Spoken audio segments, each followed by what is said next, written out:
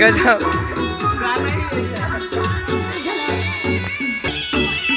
माथा का दर्द करे वो इसके बाद वही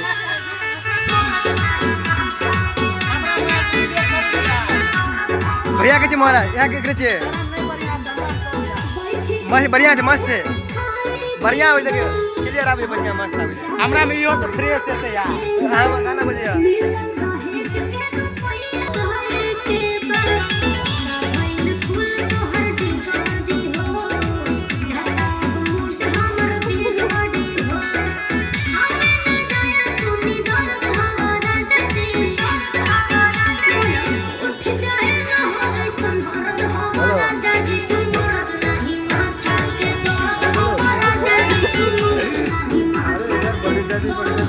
Thank you.